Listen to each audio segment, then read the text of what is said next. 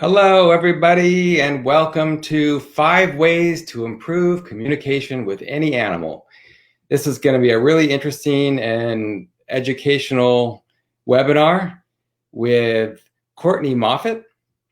And my name is Josh, and I'm the guy behind Speak Good Human, the free animal communication practice site. And we're doing this during the month of August, when we have a worldwide animal communication practice challenge, and lots of stuff's going on. We have lots of learning opportunities, practice opportunities, and people from all around the world are finding support, which is awesome because that's what we need. We need to unite and be proud of what we're doing here, come out of the closet, and be able to be comfortable with saying, hey, I'm an animal communicator. So it's great to have Courtney here today, because she started like many of us, just learning it, and she's now a animal communicator. She's a trainer. She's a healer.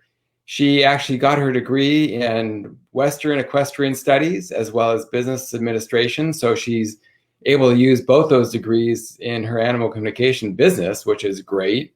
And she offers lots of things on her site, animal communication. You can hire her. She offers training, Reiki services, and workshops, as well as classes on spiritual metaphysics. And you can catch her on Speak Good Human. She has a Dear Student letter that's really interesting and helpful. It's about tapping into your own psychic abilities. So you can look for it there. And without further ado, I'm going to bring on Courtney Moffatt. Hello, Courtney.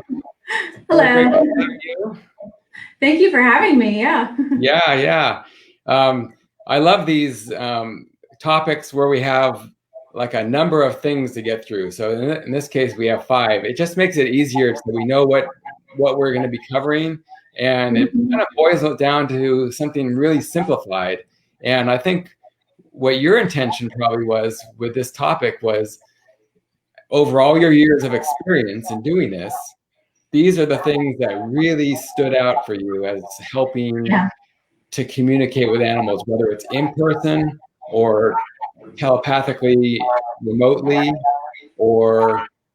and actually probably a lot of these things may not even have to do with animal communication necessarily, but all types of communication with animals kind of ties in to animal communication telepathically, I think. Yeah, definitely. Yeah, because I think people may overlook that sometimes when they're learning animal communication. They think, it's just about telepathic, but I don't always tune in to my dog telepathically around the house to know what she's thinking or wants to do, but I'm really tuned into her in every other way, and so I kind of already know a lot of times what she wants and what she needs. And at that point, it doesn't have anything to do with actual telepathy. Is it? Right. Do you find that with some of your animals? Yes, definitely. Yeah, like I know do you have a horse or? I have 2 horses, right? 2 horses. And how are they with the telepathic? They're very good. My older one, she's a total chatterbox. Like, she'll give a whole life story. So when I'm teaching like new students, she's always the first one that they practice, just because I know how she is, Yeah. The other one, she's very friendly too, but she's not quite as assertive. Let's put it that way. Okay. Yeah. So, yeah, it's always interesting to see that just because animal communication doesn't mean that every animal is going to be the same level of communication. Some of them love to talk. Some of them don't really want to have anything to do with that. Yeah. They're just like people, where some people are just hard to like hold a conversation with, that keep it going. Yeah. And some people just they're really easy to talk to. So yeah, they're just like people.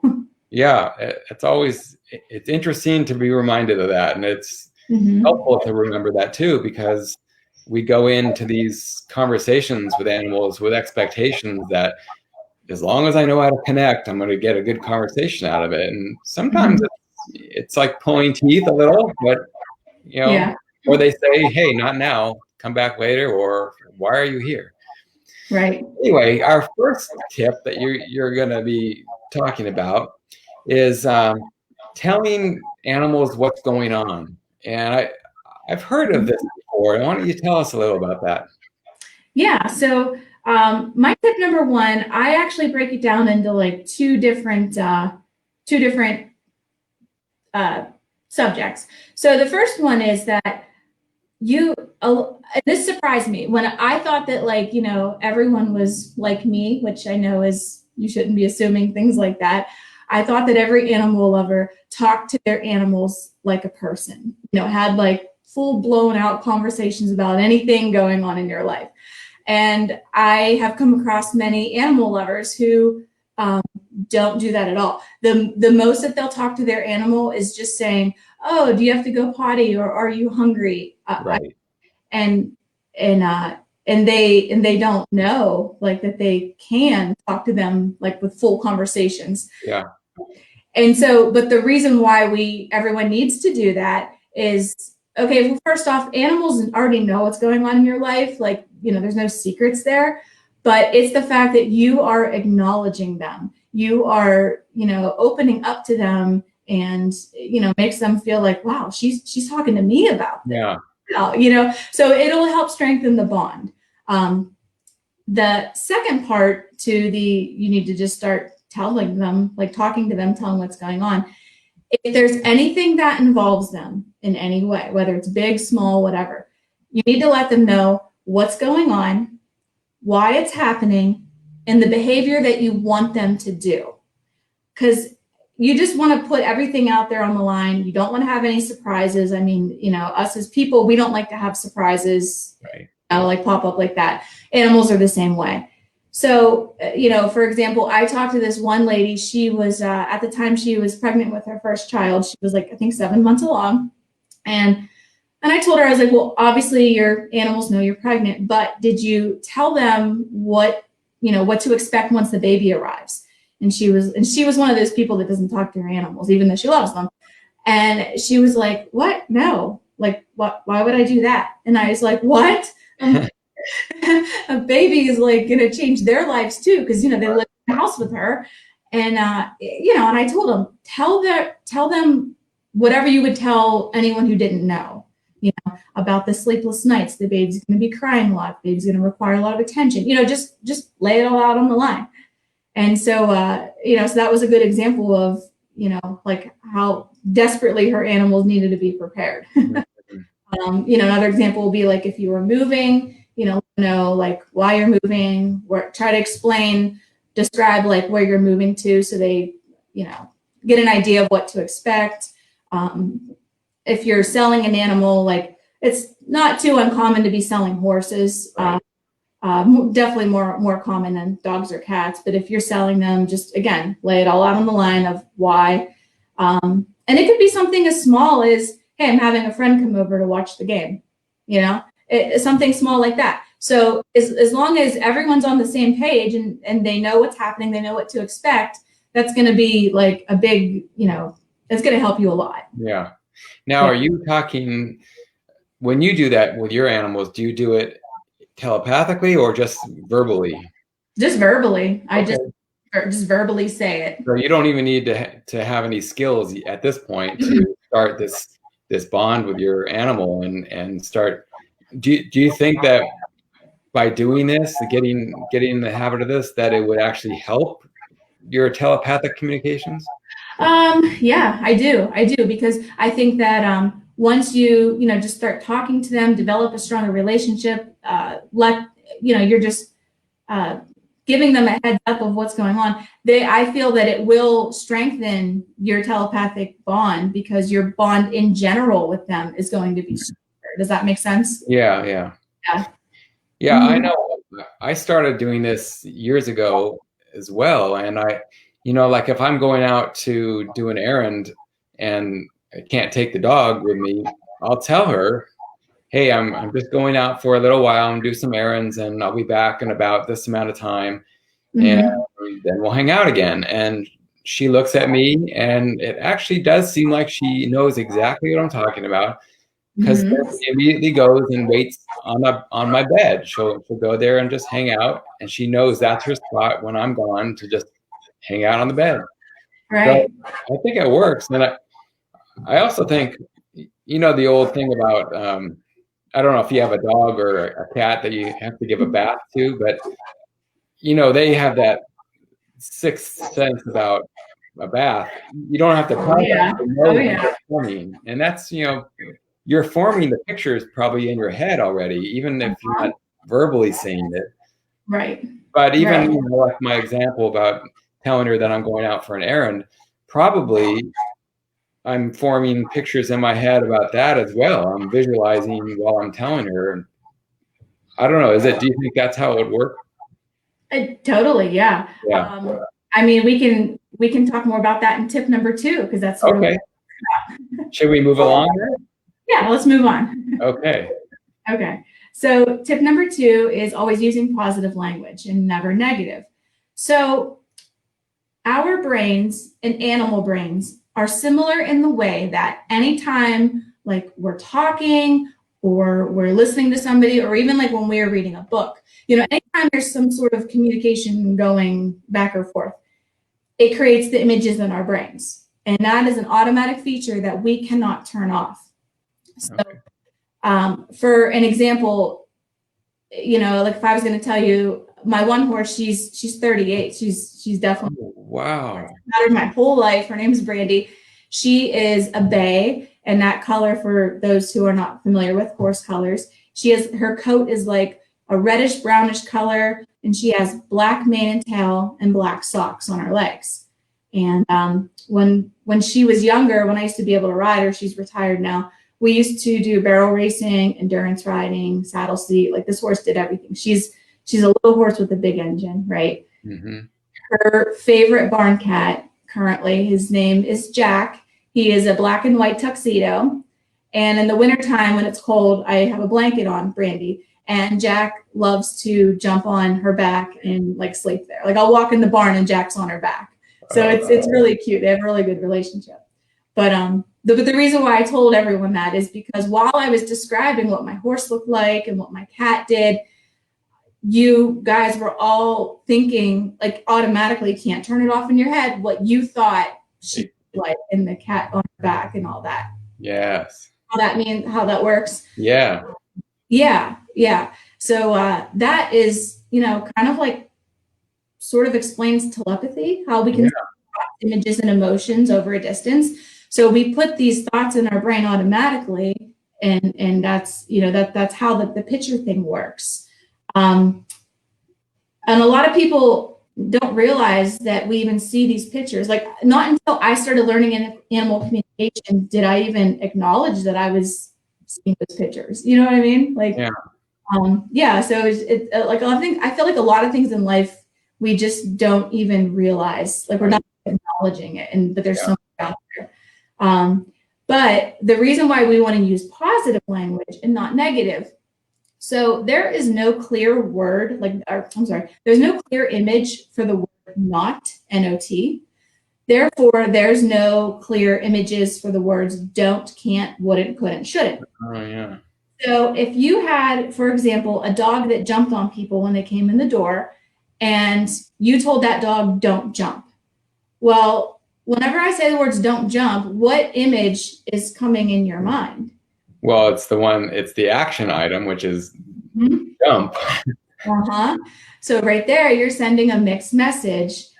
You don't really want them to jump, but that's not what you're sending them with the picture in your mind. Mm-hmm. Mixed message, and that's, a big reason of why a lot of dogs, for example, jump on people. So instead, what you'd want to say is, I want you to stay calm and keep all 4 feet on the floor. So when I said that, I was putting the correct image in my mind and in their mind, and they were not thinking of jump at all. Okay. So, so you always want to say what you want. And it's hard because we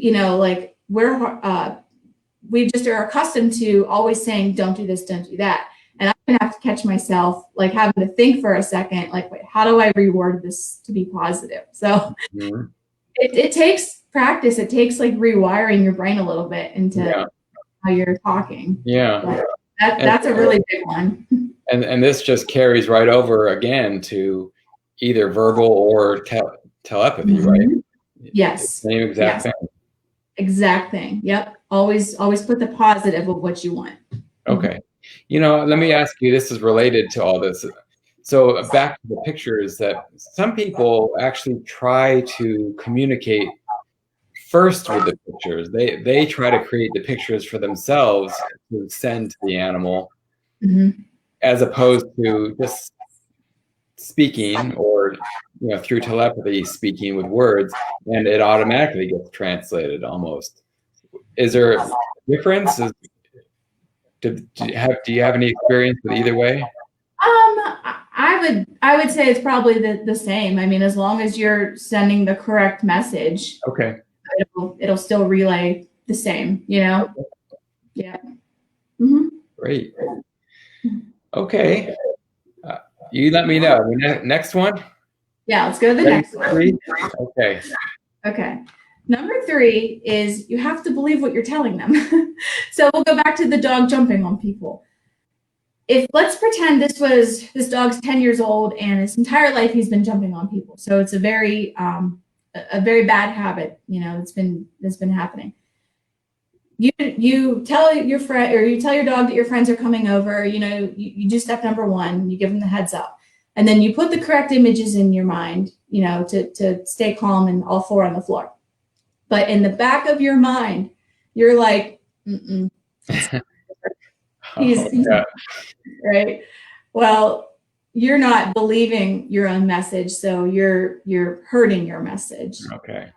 So, and it's hard. It's very hard, especially, like I said, if it was just a behavior that they've been doing for a long time, or if there was any pain or fear that was like involved in whatever it is, such as if you got bit by a cat, right? Or whatever, you're going to have that fear in the back of your mind. Or if you got by a horse and you got hurt, like it's really hard to like believe your words when something happened to you that was not pleasant, So it can be hard, but as long as you can try your best to really truly believe what you're saying, it's definitely going to help.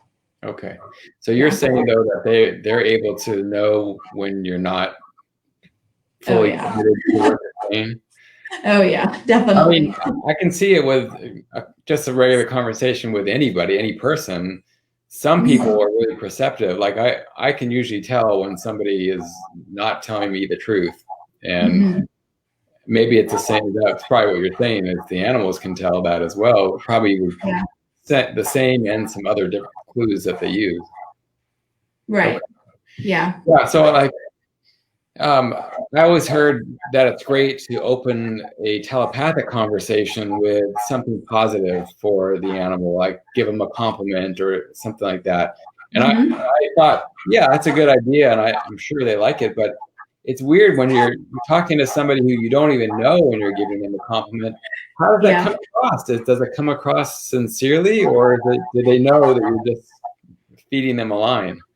I mean, I think it depends on like what the compliment is, and I think it depends on the personality of the animal. Some of them are more just like, I don't know, they're just rainbows and butterflies just accept anything, and they're much more guarded, and like not skeptical, I guess is the word I'm looking for. Like, how would you know? Like, you don't even know me, So I think it just depends on the animal and depends on what it is you're complimenting them on. Okay.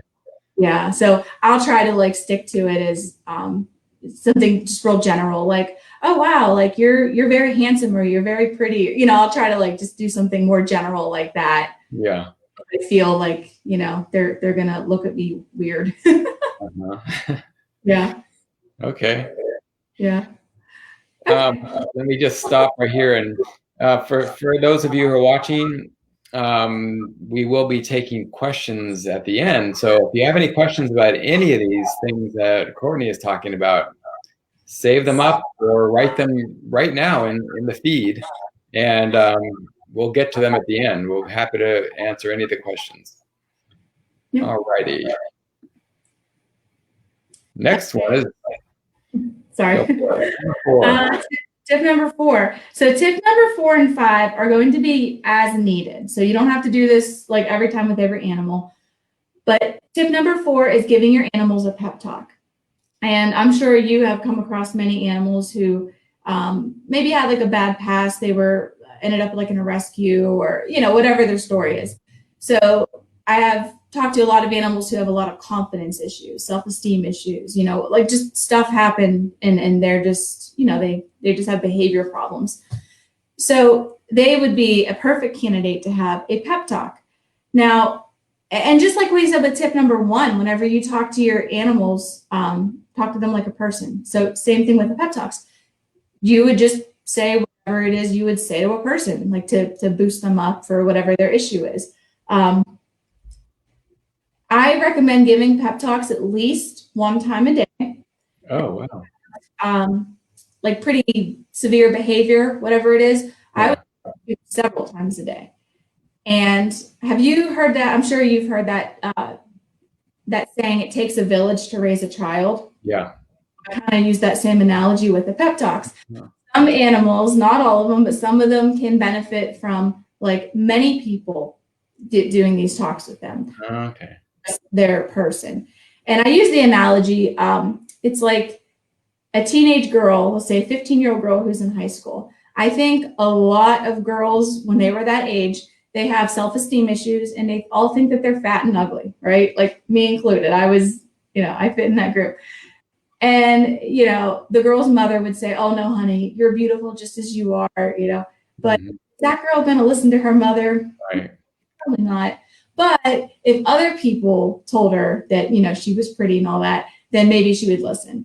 So, and some animals can benefit from other people also doing a pep talk. Yeah, I can see that where that would work really well. It would reinforce it's not just mom or dad saying it, it's other people are noticing that. And yeah. So that's also in person and telepathically. Yep. Probably work through. Yep. Because I can see that working at a shelter really well. And and many, we all throughout the practice site that I have is there are animals with different issues and they could all probably benefit from this type of stuff all the time. And I know everybody does that because they're all really giving, warm people who tend to be doing this type of thing. So, right. Okay. Yeah. And then, you done with this one? Yeah, we're done with that one. Here we go.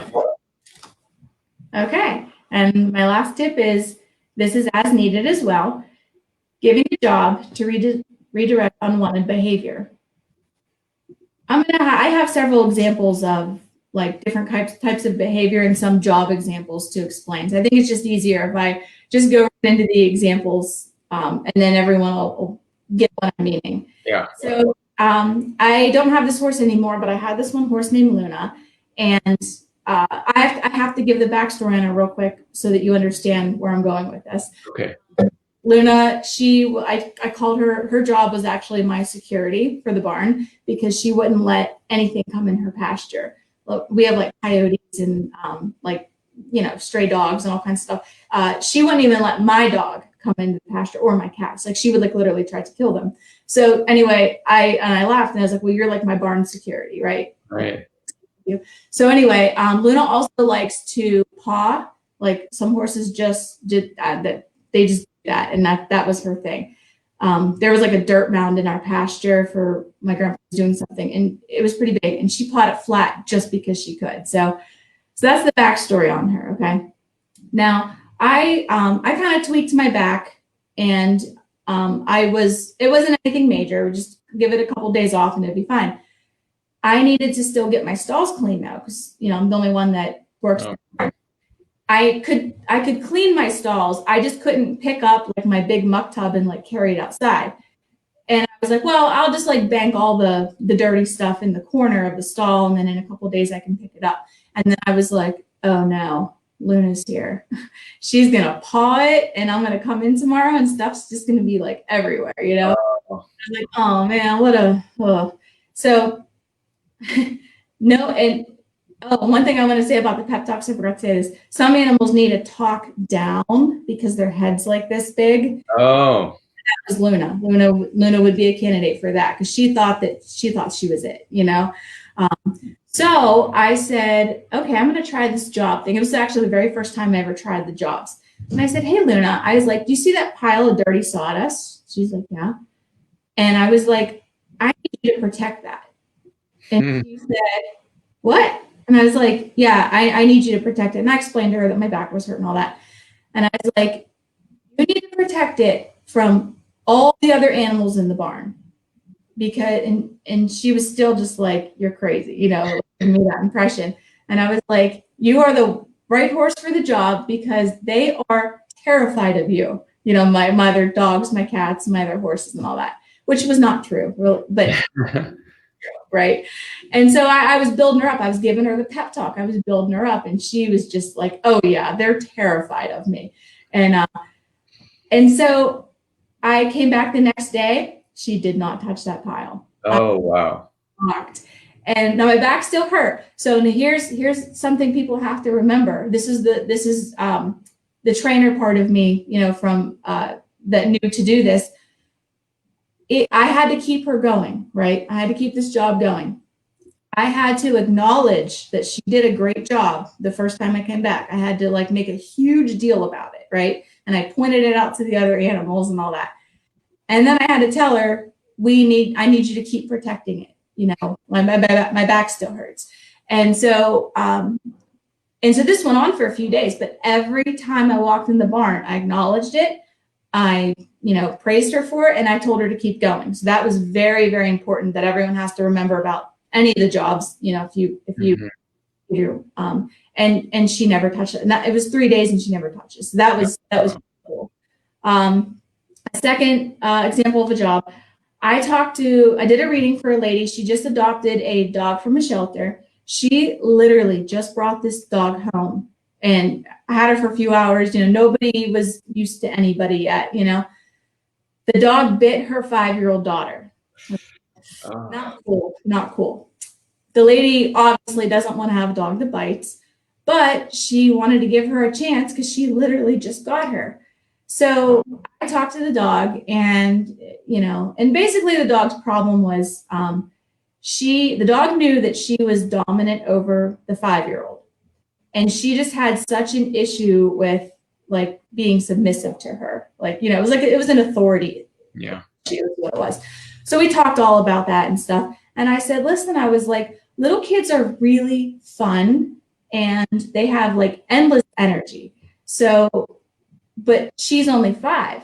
There is so much that she needs to learn about the world and she needs like a sidekick. She needs a mentor who can protect her and, you know, be at her side. And I was like, I think you're the perfect dog for this job. And she was like, me, really?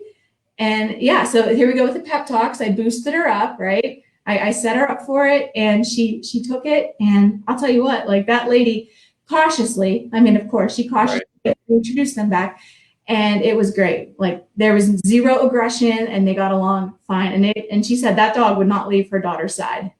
Wow. That was awesome. That's amazing. Like, yeah. Yeah, you know, this does come up a lot. Actually, all these tips are great because they're real life tips where you can use them in person, but they come into play in lots and lots of different, you know, telepathic conversations because we're always faced with how to work with a certain animal with different issues.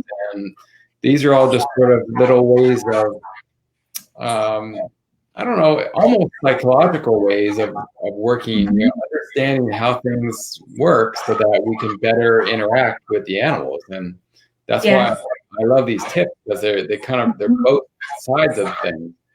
But I wanted to ask, so this does come up a lot where there's an animal that people are talking to telepathically, you know, wherever they're in a conversation and there's some behavioral issue. And a lot of people, or some people, I don't know how many people know about this giving the job thing, but the thing that I would want to know is if you're just talking with an animal or somebody else's animal, somebody else who may not know how to do animal communication. Are you supposed to give the animal a job, like come up with something on your own, or should you check with the person, or should you ask the animal for what they suggest? Or is the animal's suggestion going to be too basic, like they don't really have a range of knowledge of what's possible? So when I do a reading, like I'll do like phone readings and I'll do email readings, like whatever the person wants. So if it's a phone reading, then obviously, you know, I can just talk with the owner and we can all kind of figure it out. If it's an email reading, like I'll throw out a couple suggestions and I'll see like, you know, what the animal like is willing to do or doesn't want to do. And then in my email reading, like whatever the animal and I decide, I'll put it in my email to the owner, and so that they know what's going on. Yeah, I mean, I've had like, I've given some animals like some job suggestions and they were like, no. Oh, really? No. Yeah. So then I just had to like think of another one, you know. I had to like, and a lot of it is you have to learn to play on their personality. Like there is not one job fits all at all. Like, so it really has to be tailored to that animal's personality. You know, like how I was saying about with my horse with the pawing and the manure. I kind of manipulated her a little bit. I'm not gonna lie, but if I would have told her, like, I need you to leave it alone, like it wouldn't have worked. Right. She would have been like, yeah, whatever. A battle of wills. Right. But because I know her personality, because I know that she loves to act like she's the boss and she likes to scare, you know. Yeah. So that's the approach I took, and it worked. Yeah, that's why I thought, I mean, let's say we've had our first conversation with an animal. We don't really know them too well yet. The animal's person knows them well. Right. Do we get them involved in at some point in saying, hey, let's try to figure out what a good job for this animal? Yeah. So I asked the animal's person, and what we'll do is I'll tell them to like follow up with me, let me know like after like a day or two, you know, if they're seeing any kind of difference. And if not, then, you know, I'll be like, okay, well, let's try this job. Like, so we just kind of play with it a little bit. Yeah. And does the job ever change over time? Like, yes, you've done what you needed to do, and then you can move on, because otherwise the animal would just keep doing that, right? Well, it's really good to change the job and the pep talks, because it could get boring after a while. Oh, okay. And if it gets boring, then they're going to stop doing it. And so I actually recommend, you know, from time to time mixing them up a little bit. Okay. Definitely. And then I also make sure that the owner is included in all this as well, because it's one thing for me and the animal to talk about it and assign the job, but if the owner doesn't like follow up and like ask like whatever the job, like for example, you know, I had if you have an animal who has separation anxiety, like whenever you leave the house, right? Like if you have to go to work, school, wherever you go, and they're there in the house alone and they have like, you know, like a lot of separation anxiety issues. One of the jobs I'll tell them is, well, why don't you look out the windows and see what's going on outside? You know, see who walks by the sidewalk, or is that squirrel in the yard again, or, you know, whatever activity outside, they need to monitor it. And then when their person comes home, this is where the person comes in, they need to be like, you know, oh, what did you see today? You know? Oh, right. Okay. And I'm sure like 99% of the people are not going to get what the animal's saying, like, you know, if they're not trained to do this, but they need to act like they did, you know, to try to like keep it going a little bit, because if the animal's not getting anything from their person, then they're going to be like, well, I'm not going to do this anymore, you know? Yeah. But, and it doesn't tie back to number 3, which is believe what you're telling them. Like if you're saying, oh yeah, and you don't really hear them. You know, I mean, it does, but like, I feel like if people are at least trying, you know, if at least trying to get it, I think it will help. Yeah. But I think it's still better than not saying anything at all. Okay. Yeah. Do you think that an animals person who doesn't do animal communication, can they assign jobs just by verbally saying, okay, I'm going to have you do this, and will it work?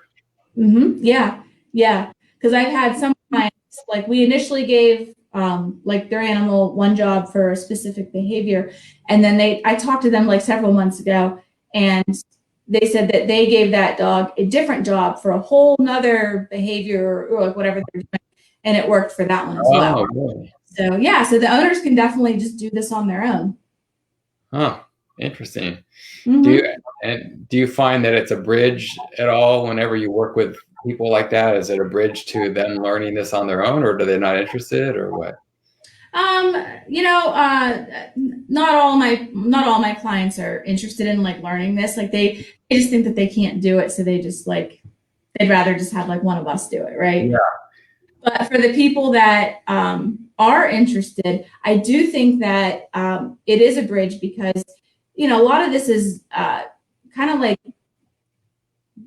helping learn how animals think. Kind of getting their minds a little bit, sort of. Yeah. And so I think that that helps kind of influence them to want to continue learning more about all of it. Yeah. And don't you just want to say, of course you can learn this. It's not just for a few people. Right. Yeah. We'd love to have them learn it because it just would mean a better relationship for everybody. And it doesn't mean they still wouldn't come to you for other things. Right. Interesting. Yeah. Do you have anything else you want to talk about on this topic? Anything last minute? Let me see. I have a couple more examples of jobs, like sure. Common like behavior issues that some animals would have. So let's see.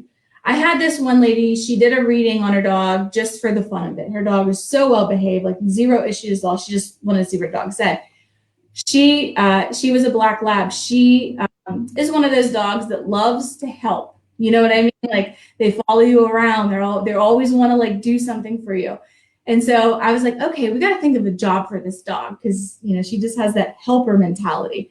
So I told her that when her person is taking a shower, I want this dog to lay in front of the bathroom door so that if, God forbid, if her person fell in the shower or, something happened, then that dog will go get that lady's husband.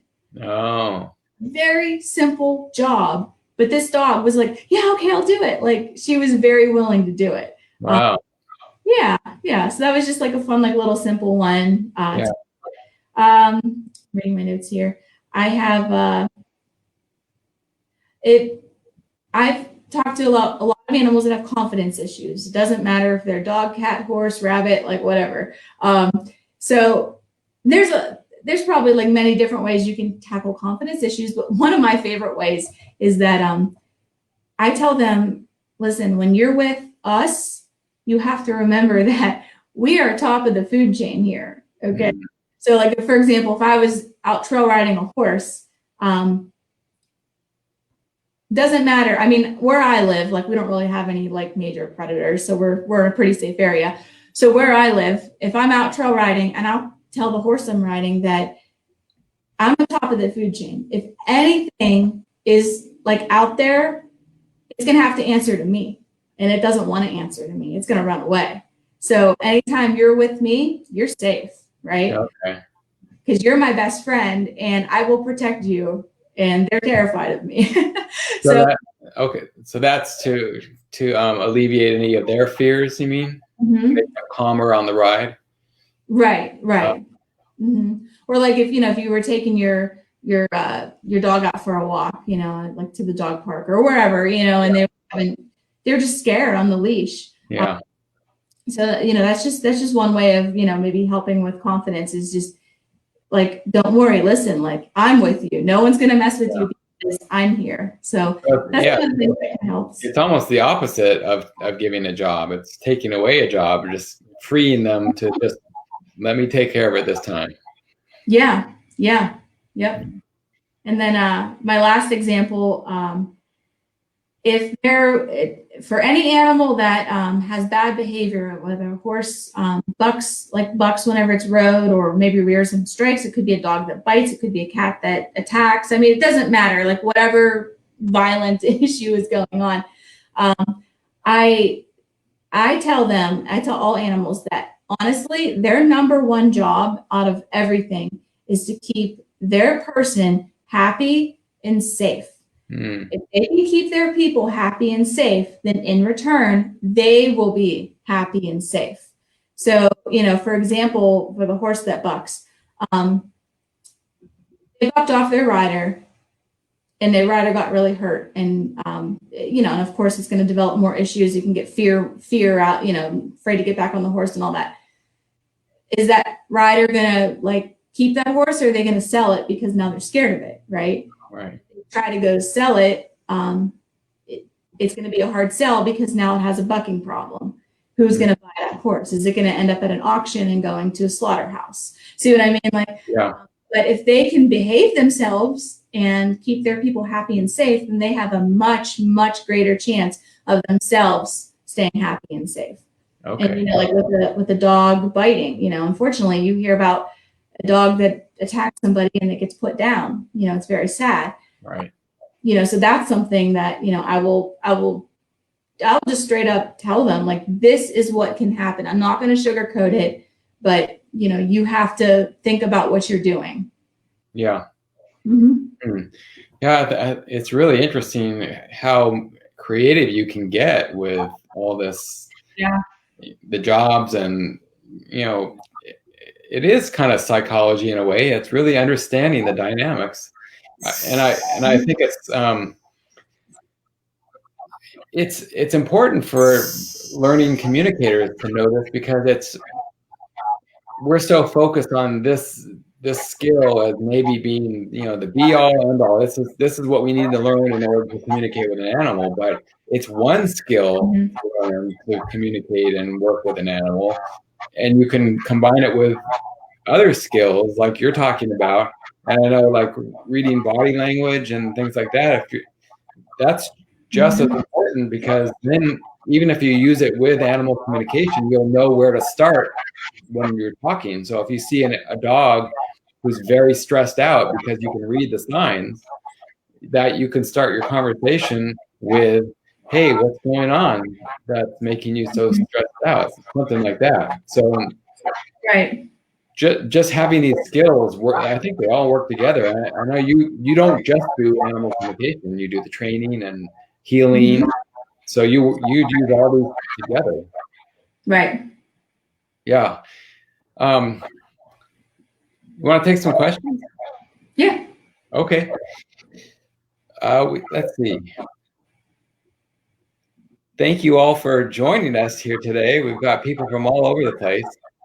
It looks like, how about this one? Could you give me some tips on how to recognize when an animal is lying to me? Oh, let's see. Anytime I've had animals lie to me, honestly, for me personally, I can't speak for everybody. My intuition would just go off and just be like, I don't think. Really?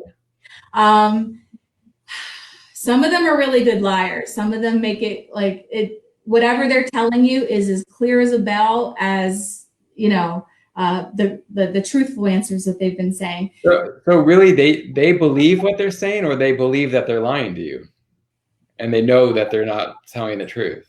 Oh, they know. Really? Because, I've heard both things. I've heard people say animals don't lie. Then I've heard people say animals don't lie, but cats do, or can. And now you're saying that it's actually more common than you might think that it happens. It does happen. I mean, I wouldn't say that every single animal that I talk to lies. That's definitely not the case. But I've had it happen. For example, I was talking to one horse, and the owner wanted to know if he liked the other horses he was in the pasture with. And so, we went one by one through all the horses, and he was telling me Oh yeah, I like that one, and he was like trying to like act like it's like smooth it all over, like like they got along, and the owner was like, no, like he beats him up all the time. he gets in trouble for it, and he tries to hide it.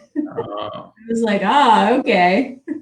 that's so I've interesting. had, yeah, I had a dog that didn't want to tell the truth on its medical issues because it didn't want to go to the vet. Okay. So actually on that one, I could kind of like feel it in my own body. So like I felt things wrong in my body, but he was telling me he was fine. So I guess that's another, I guess. Okay. So you feel it in your body and your intuition. Mhm. Anything else you can think of that somebody might look for or be able to be aware of, so they might be able to recognize this? Um, those are the only two things that I've experienced myself. Okay. Yeah. Because it would be hard if let's say you're talking with an animal who you don't know. There's no way for you to Yeah. really know.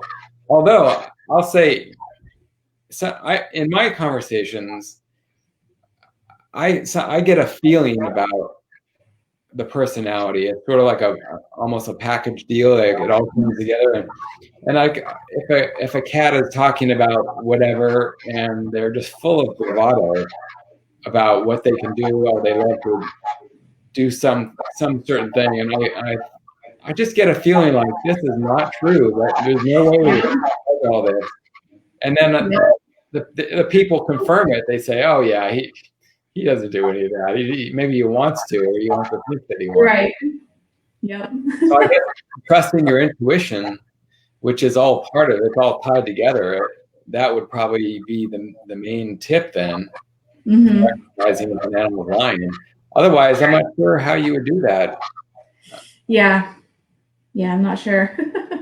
Other than, well, you don't want to go into it thinking everybody's lying to you. So Right. Because it doesn't happen that often. It just right, yeah, every now and then I might get it, but most of the time I don't get liars. yeah.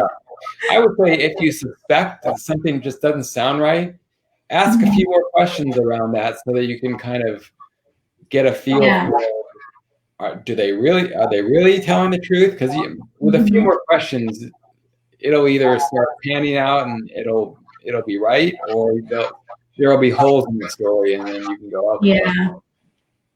yeah. And then of course checking with the people, and they might know a little Right. more, but that'll be part of the second conversation then. Right. Right. Okay. Yep. Yeah. So I guess just treat them like a person, like how you said, just ask more questions and see if you can get them into a corner. Yeah, but building the trust, I think, is the most important thing at first in conversation. So I would go in there trusting what they're going to say and just try to Yeah. build the trust. Then if you start to feel like something's not right, then you can kind of move in that direction. But otherwise, I always go with trust. Yeah. Okay, our faces are covered up, but I'm going to read this and then I'll take it off the screen. So Lucinda says, I have been trying animal communication for some time, but yet I still never know what I really hear or how to hear or sense what they say and feel. How can I deepen this? And how can I perhaps tune more into my intuition? Okay. So one thing about me is when I first started doing this, I thought that right off the bat I was going to hear like other voices rather than just my inside head voice, right? And I never heard this other voice. And Yeah. so I just thought I couldn't hear, right? Well, even if you don't hear like other kind of voices, or anything else in your head, it doesn't mean you can't hear. See, what happened was for me, I was focused on hearing one thing, and I was missing my own inner voice, and I pushed it down, and I didn't. I was blocking it. Yeah. Once I like started acknowledging it, and it was quiet. My inner voice was quiet, but it did start to like kind of rise to the surface, so to speak. So you just have to just don't have any expectations, and we say this all the time whenever we're training for this. just kind of throw all your expectations out the window and just sort of go with it and just trust everything that you're getting, especially in the beginning. Because if you have one little shred of self-doubt, it's just going to create all kinds of blocks. Yeah. And it's hard to like, and it is scary getting feedback. You know, I say trust everything that you get, and then you get feedback from the animal's owner, and nothing is worse than, you know, saying, oh, this is wrong, this is wrong. And that doesn't help with the confidence. But I think that, like, for me personally, whenever I started to just go with everything I was getting, write everything down, even if I thought it was wrong, or something that was really like bogus, I still wrote it down, and I stopped being so hard on myself that if I did like 10 questions and I got like, we'll say 6 right and 4 wrong, and I would really beat myself up over it. But then it was like, well, no, I still had over 50% right, so that was still really good, you know? Yeah. So I think a lot of it is just paying attention to all the little tiny subtle things, such as, for example, your own inner voice, and just trusting it all. And I think if you start opening up like that, then it will strengthen your intuition, and things will start progressing. Yeah. I'm the same way as you were, where I was always looking to hear that external voice, something different than the experience that I have already. Yeah. Which is just me.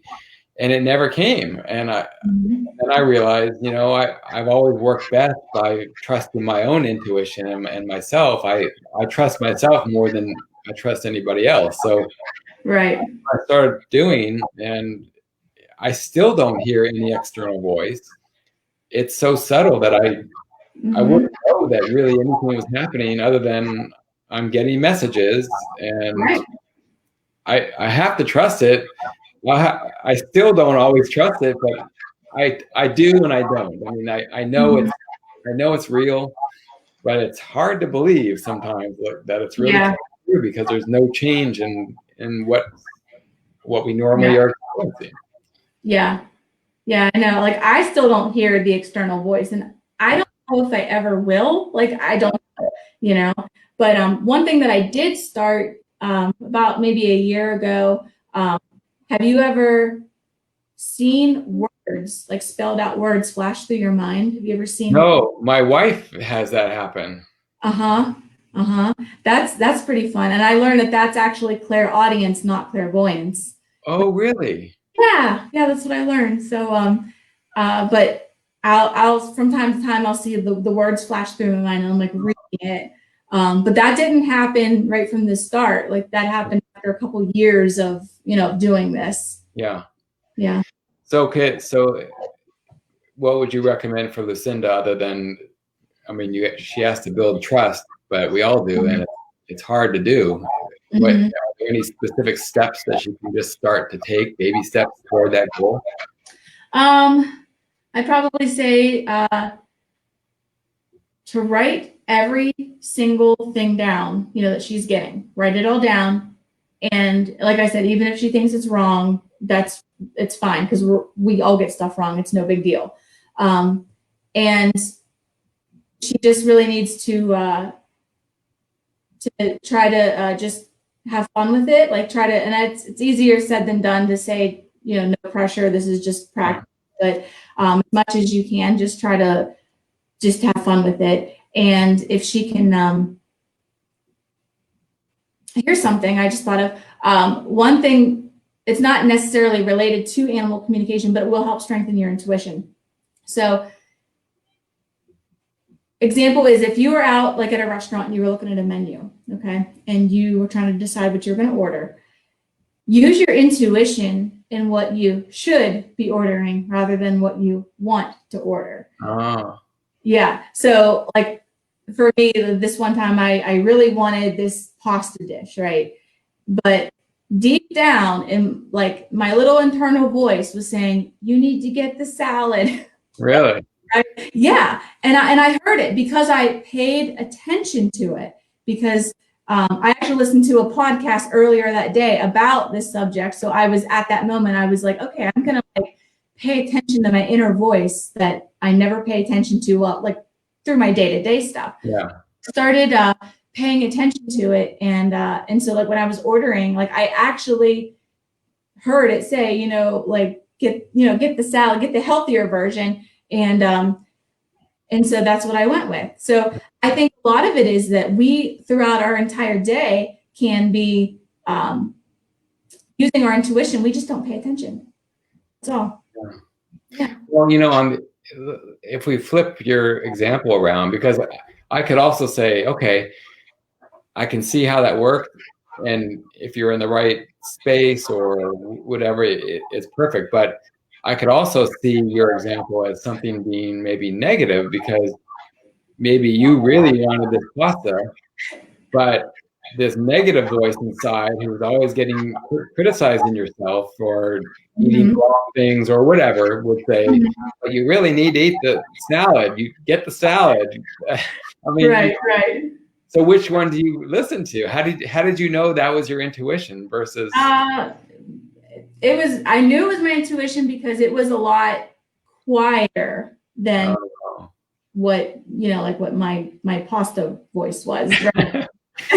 It was a lot quieter. And that's how my intuition is, like, which is kind of crazy. I don't have the strongest intuition because I rely on my mediumship skills more. It's just how I'm hardwired. So when I actually start paying attention to my intuition, it's very subtle, and I have to really listen for it. And so that's how I knew. It's very quiet. Okay. All right. Well, hopefully that'll help some people, because these are all issues that we're all struggling with, especially when just starting out, or even within the first few years, it still can plague you with all these things like, what do I do? So yeah. How about this one? Let's see.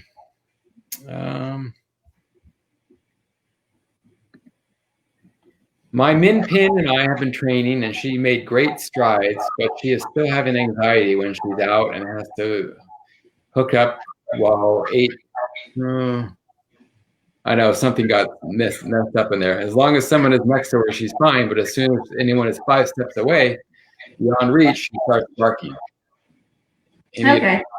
So let's see. Anxiety with training, and it was anxiety with training, and it's more like it's separation anxiety, pretty much. Yeah. So what I would do, again, give her the pep talks to like, you're safe, I want you to be calm, just trying to paint the picture of how we want her to be. And then for her job, I would tell her, so if it's like training issue, I would tell her to focus on what we are asking. And then if she can, I'm trying to think, because everyone's like a little bit different.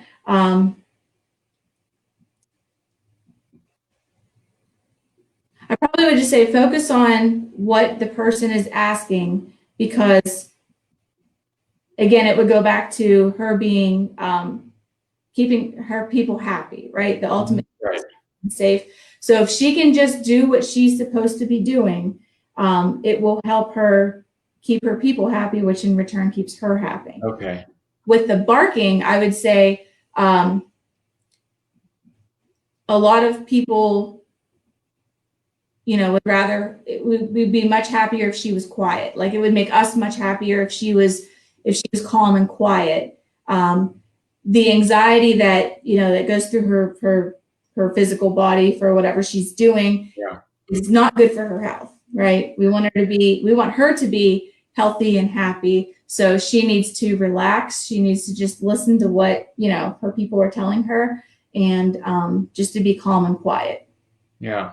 But all that anxiety, she may not be able to resolve it in that moment. And I think the barking probably helps her get that energy out a bit. Mm-hmm. So there may not be a resolution. I mean, it seems like a big ask for me to think that a dog who's very anxious about the person going away for a little while is going to just sit there quietly and calmly. Maybe over time, if they work with them.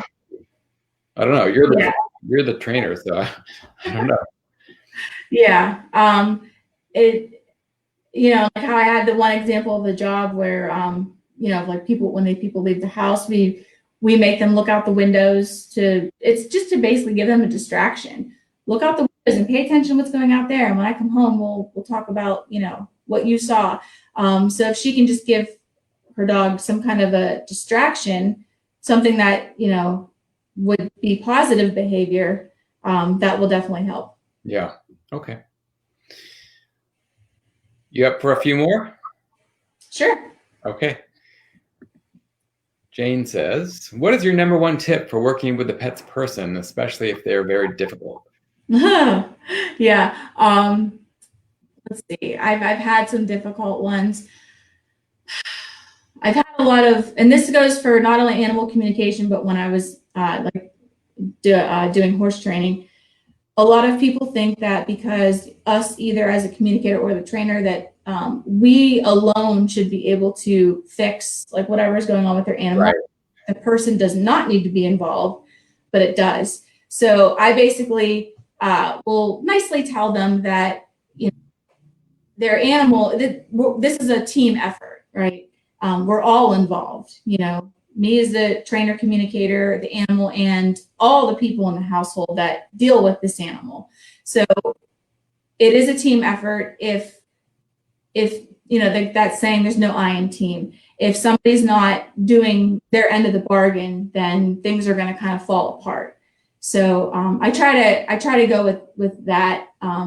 Can't guarantee it's going to work because some people are just very stubborn and and don't want to listen, to just think that, well, they had a communicator talk to them, so everything should be fine. Well, it doesn't always happen that way. You have to do your part too.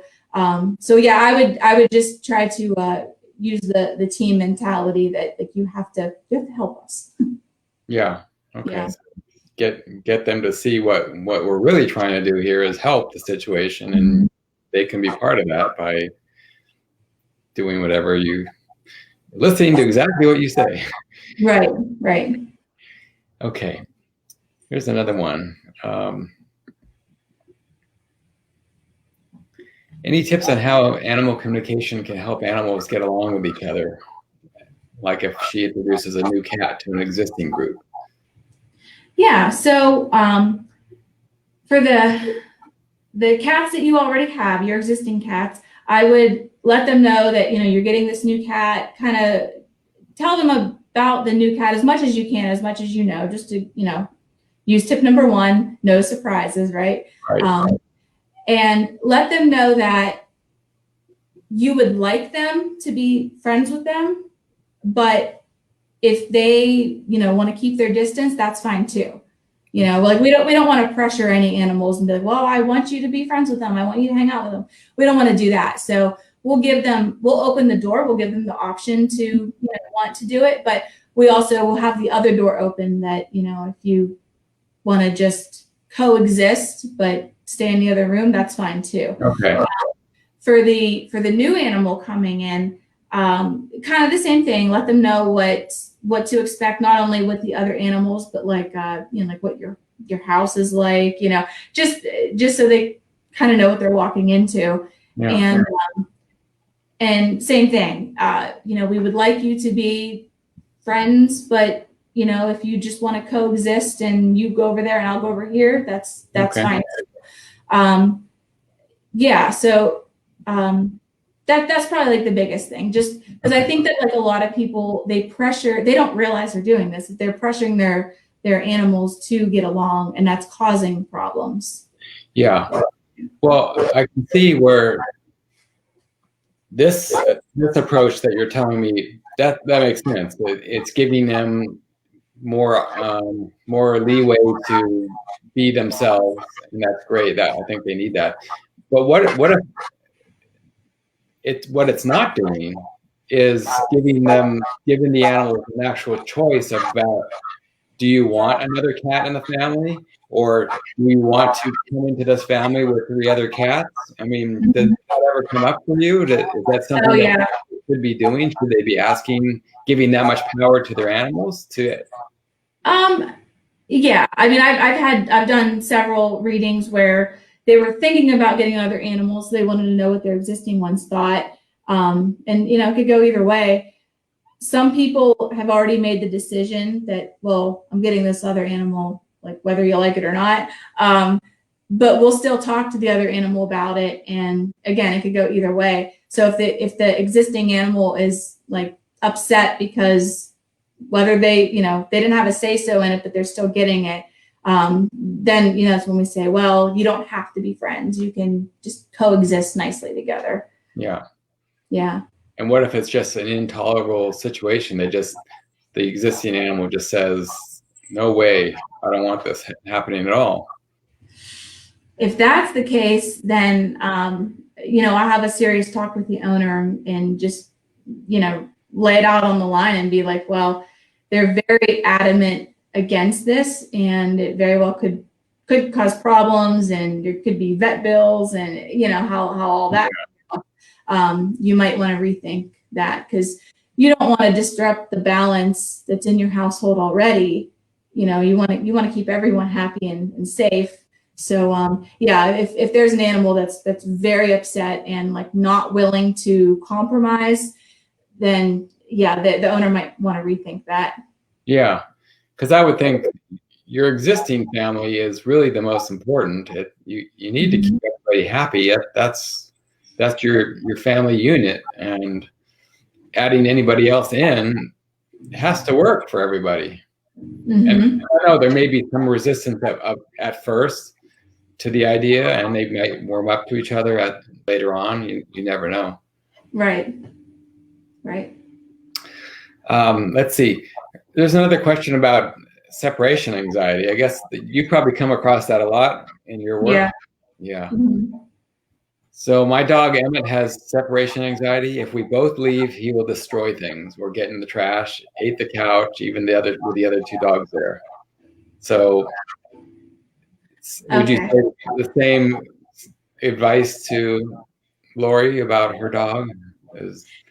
Yeah. So again, you can use the job of looking out the windows. I've given other dogs that, and this is natural for them to want to protect the house, but I'd be like, okay, I need you to like make your rounds around the house to protect it, right? Okay.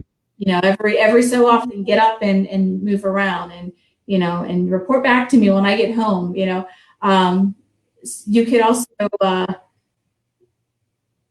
You could also, since she has a couple dogs in her house, right? He can be, let's see, Emmett's her puppy. I actually know Lori. Emmett's the puppy. He needs to look at the other dogs as like his role models. So they are very good and, well behaved when she's gone. So his job is to like model their example. Okay. Just something like that. And is that reasonable for somebody who has separation anxiety? It almost probably feels uncontrollable for them. They just feel it, and it feels bad. They can't really get a handle on it. Is it reasonable to expect that they would be able to model after somebody else and say, "Oh, they're not anxious. I won't be either"? It's definitely not something that's going to happen overnight. Okay. And as her dog like gets more mature, he's still really young. Hopefully he'll get better with it. Okay. But yeah, I mean things don't get fixed overnight. It is hard whenever you have a dog that like destroys everything whenever you're gone. Right. And I mean, of course, I'm sure that Lori probably already does this with having lots of toys and things for him to chew on. Yeah. For him to be distracted by. But yeah, so I would try to find something that really goes well with his personality, something that like, I don't know, that he does well at, like whatever meshes with him. And try to think of a job that would fit with that personality, that Emmett would be like, oh yeah, I can do this. Mm-hmm. Yeah. Okay. Yeah. I mean, it sounds like it's just without people there, then that's when it starts. So directed, maybe. I mean, what else can you do? Right. People have to go sometimes, and the dog needs to probably learn in some way to soothe itself. Mm-hmm. Yeah. I don't see any other questions right now, but somebody submitted a couple beforehand. So let me just ask those of you if that's okay. Sure. And these are sort of not necessarily animal communication questions or animal related, but they are this skill related.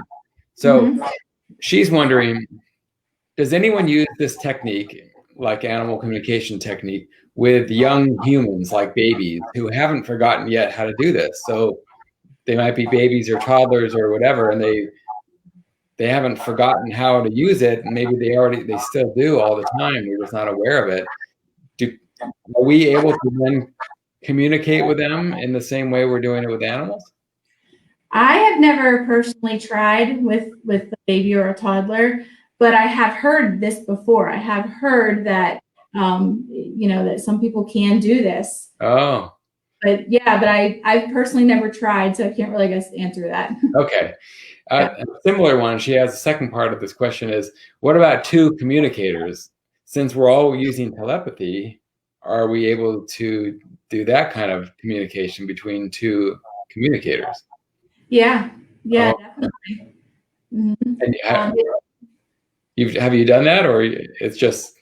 I like did it with my husband a little bit. Like it was like very like elementary, an elementary level. But I feel like we just did like, okay, what color am I thinking of? And we just did like very basic ones. And I feel like we did do it at a lower level. But yeah, no, and he's not he doesn't really do this very often. So he was like more of like a beginner.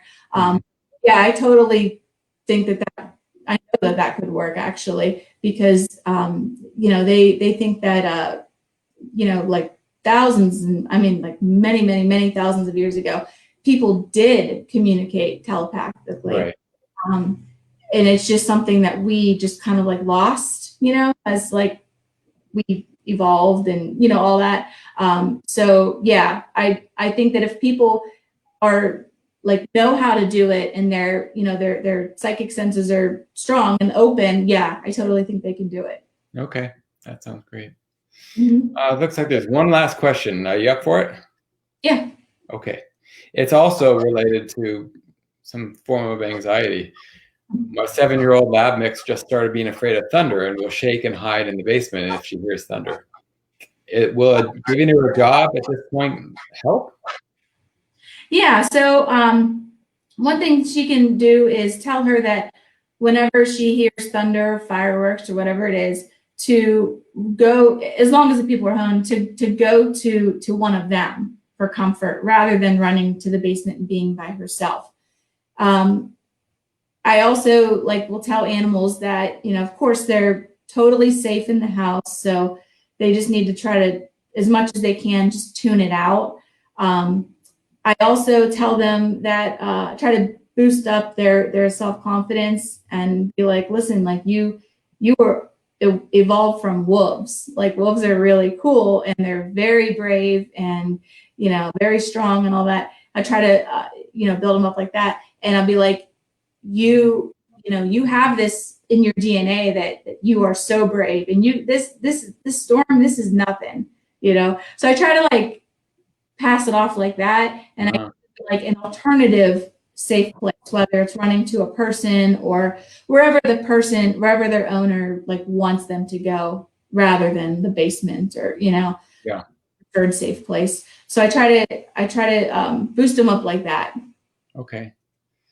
Another thing you could do is to teach them how to use a broom, and so when they go to the basement, they can clean up. Yeah, that'd be nice. Good job. Yeah. Here's another one. Sonal asks, she's not able to believe that this exists. She wants to learn it, but it's hard to believe that it actually exists. Yeah. A lot of people have like mental blocks. And I just taught a gentleman a couple weeks ago, and he wasn't like getting anything, like, you know, when we were practicing. Right. And blocks, he just had a lot of blocks. And it, you know, as you know, it can take time and a lot of effort to remove those blocks. It's not something that's just going to come down overnight. So I would probably assume that, you know, she's having a hard time believing it because she has blocks. And, you know, like your website has like a bunch of like great suggestions to help, you know, alleviate them. And, you know, it kind of goes back to what we talked about a little bit ago, having no expectations whenever you're doing a reading. Like we put way too much pressure on ourselves. And some of the best like communications I had was whenever I wasn't even trying to do it. Right. Like I'd walk in the barn and all of a sudden like my cat would just like, and he would start talking to me and it was like so clear, you know, like it was still my own inner voice, but like I knew what he was saying. And I wasn't even like tuned into him. So, you know, that's what I mean about we have to just try to live in the moment and have no expectations. But it is hard. It is hard to get rid of those blocks, and but it's just something you just have to practice. Yeah, and I think the more you explore this and read about it and learn about it and do it, it slowly, those blocks kind of fade away, because right now, if you're just coming into it and you think, I really want to learn this, but it's really hard for me to really believe this exists. Well, work with it for a month or two, and by then you'll be so used to hearing about it and knowing about it, and it won't be this new thing anymore. It'll be something, oh, of course I know this. I know about animal communication. I know that people use it. I know I've tried it and it's worked somewhat. So the more you work with it, I think some of those blocks do go away. And it's, you know, the speed that happens is different for everybody, just depending on what you're all about, your personality, and what you have coming into it. And some people, it's just very easy for them to let it all go and get right into it. And for some people, it's very difficult. So yeah, definitely. But it's not impossible. No, definitely not. Like everyone can learn it. Of course, everyone's going to have a different like level of how well they can be, you know, just because, you know, not everyone can be the next Michael Jordan, so to speak. But so everyone can do it. It's just, you know, what level you're going to be doing that.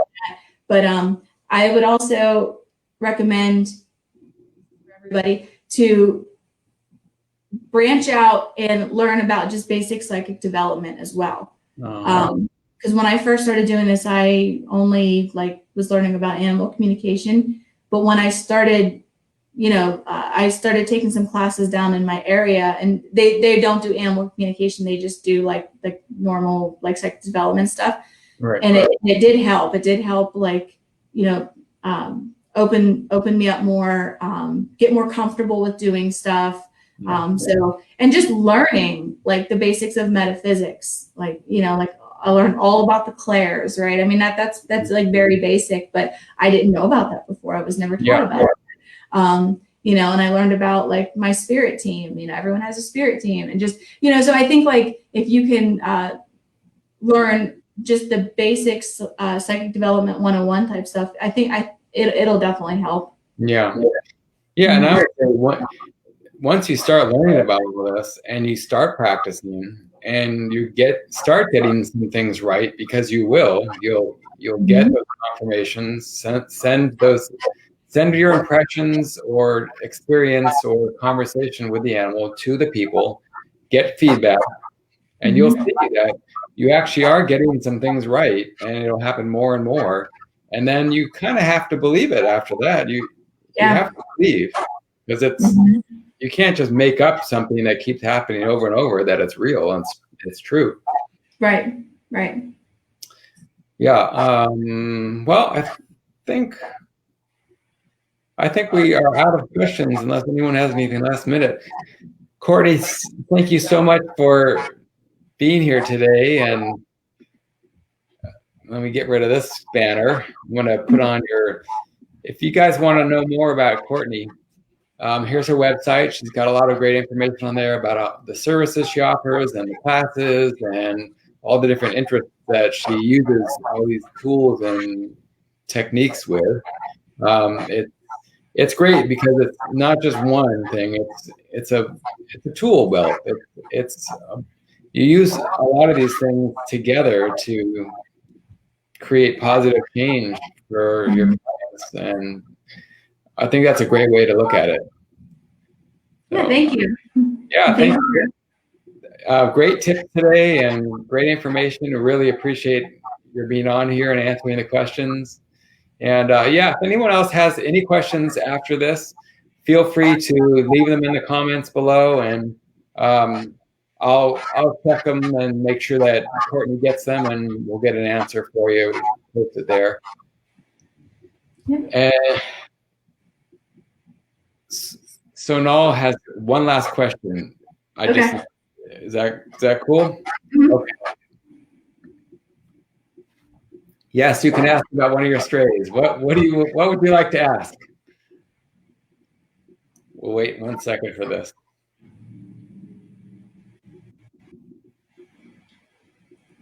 The pressure is on to type as people are waiting. Yeah, it's interesting also because yes, our main focus is animal communication with this month and this, but there's a lot of interest in this complementary field of, I don't know, what would you call it? Just regular training. It's just like the psychic development training?